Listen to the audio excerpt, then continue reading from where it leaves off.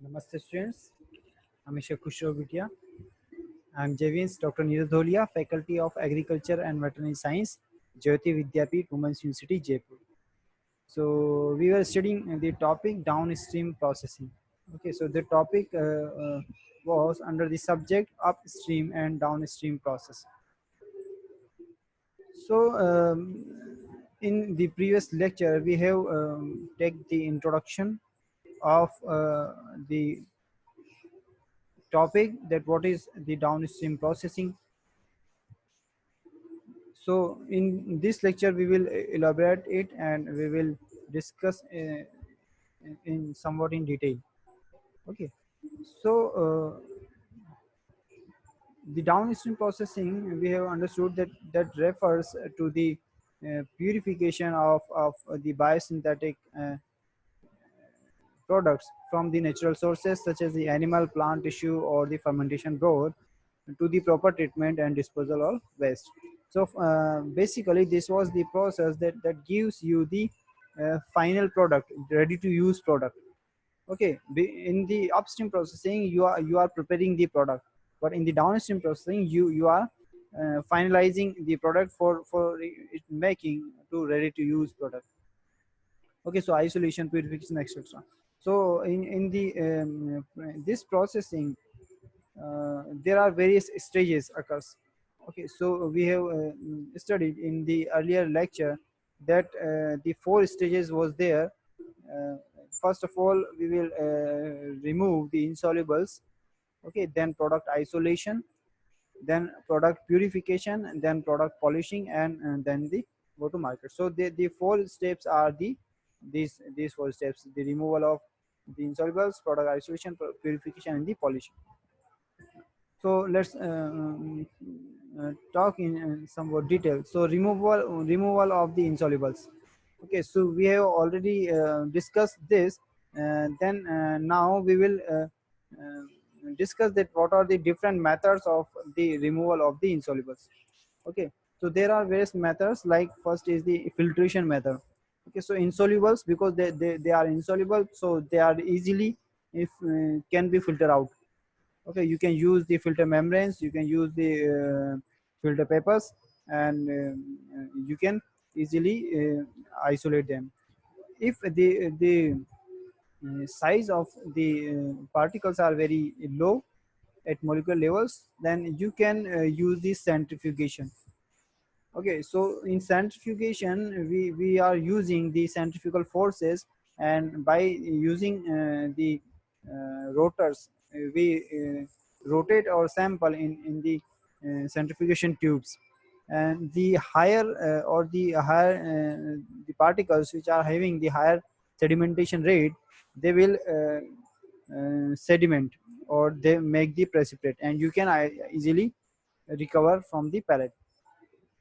Then next is the sedimentation. So sedimentation is the phenomenon where a heavier particle takes some time, and uh, they comes in the bottom of the vessel after some time. So sedimentation, you can increase the rate of the sedimentation using some chemicals like the potassium, etc. So next is the flocculation. Flocculation. So flocculation is a process where a solute comes out of a solution in the form of the floc or flax. Okay, so it is also a method of removing the insolubles. So next is the gravity settling. Gravity settling is again a natural process, and you can use the natural gravity, or you can use the centrifuge, etc. instruments for uh, using the benefit of the gravity. Okay, so next topic is the product isolation. So the product ice can be isolated from the your solution by various methods. So the chief impurity in the product is generally the water. Okay, the biological products are generally produced in the soluble form, like the proteins, the hormones, the enzymes, the antibodies, the vaccines. These are secreted materials, and they are generally found in the soluble form. So water is the chief impurity. So you can use the dialysis process. Dialysis is a process where a membrane is used, a specific pore size, a cutoff size, and where this solution and solute can be separated. Then second method is the reducing the volume. So you can reduce the volume using the dehydration techniques, using the evaporation method, using the desiccator, etc. Okay. Then next is the concentrating the product. So this is again the reducing the volume. Okay, so you can concentrate the product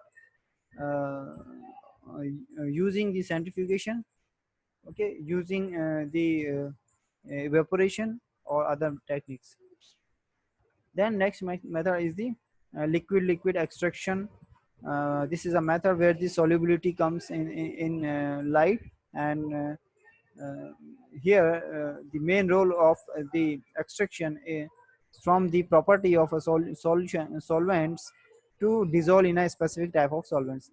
So if there is a particular type of protein which is soluble in the ethanol, you can use the ethanol to extract out. Okay, so you will provide the ethanol, and the material will be dissolved in the ethanol, and the water will be evaporated out or dehydrated, and you can use the ethanol for the further processing. So your product will come in the ethanol. Likewise, you can use the other solvents which have the higher solubility for the specific products. Then the absorption, ultrafiltration are the other methods for this purpose. So next is the product purification. Okay, you have isolated. Okay, now you will purify, means you increase the quality. Okay, so purification methods using the generally the chromatographic techniques, crystallization techniques, and precipitation techniques. So there are many numbers of chromatographic techniques, like the affinity chromatography, the size exclusion chromatography, reverse phase chromatography, the ion exchange chromatography.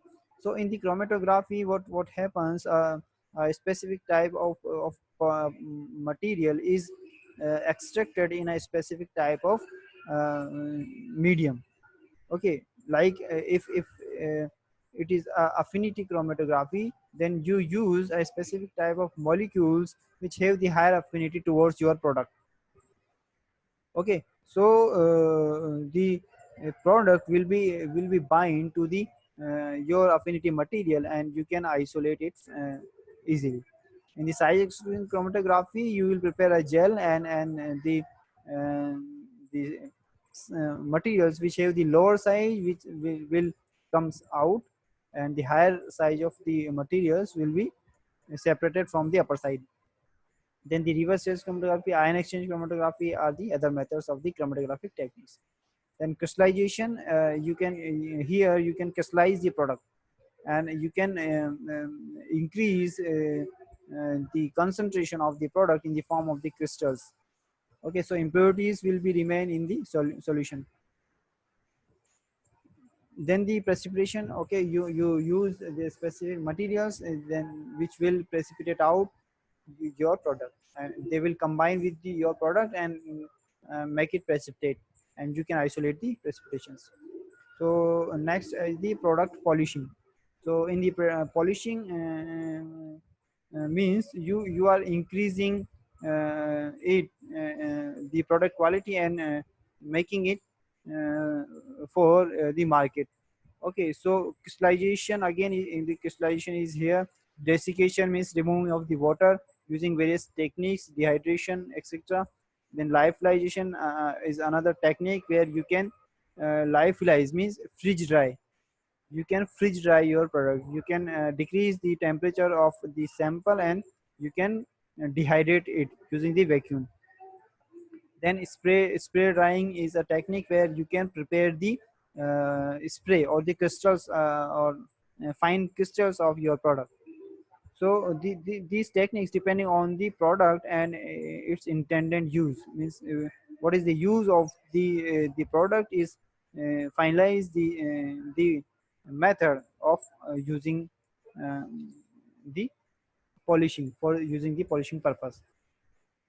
Okay, so this type of the operations might include the removal of the viruses and depyrogens. Means in the polishing step, you can decontaminate your product, you can sterilize your product, and various methods which will increase the quality of the product. Okay, so these were the your downstream processing, and hope you are satisfied with this digital session.